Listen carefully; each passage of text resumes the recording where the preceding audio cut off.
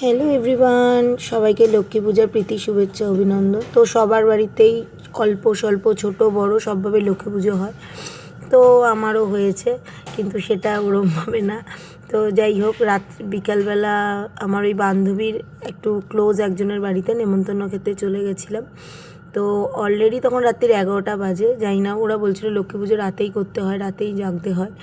তো রাত্রিবেলা 11টার সময় যখন আমরা ওদের বাড়ি গেছিলাম, 11টা, কারণ ওর বাড়িরও পুজো ছিল, পুজো টুজো কমপ্লিট করে তারপরে যাওয়া হয়েছিল। তখন অলরেডি গিয়ে দেখলাম বাড়িতে পুজোয় বসেছে, 11টা বাজে। আর উনার মেয়ে, উনার বড় মেয়ে লুচি ভাজছে। ঠাকুরকে কিছুটা কিছুটা সবজি নিবেদন করা হয়েছিল, আর বাকিটা ছিল যারগুলোকে সারা রাত ধরে এরা রান্না করবে। আমি অনেকক্ষণ ধরে ভাবলাম যে এটাই রান্না পুজোর মতন হচ্ছে, জানি না। আমার মাদের দেখেছি বিকালবেলায় ঠাকুরকে সুন্দর করে সাজিয়ে গুছিয়ে ভোগ দিতে, মোটামুটি 9টার মধ্যে পুজো বসে যেত, 10টার মধ্যে। কিন্তু সারা রাত জাগার ব্যাপারটা বুঝিনি। তো যাই হোক, রাত্রি 11:15টার দিকে আমরা সব খেতে বসেছিলাম। তো খাওয়ার দাওয়ারটা একটু ঝাল ঝাল ছিল, বুঝতেই পারছো।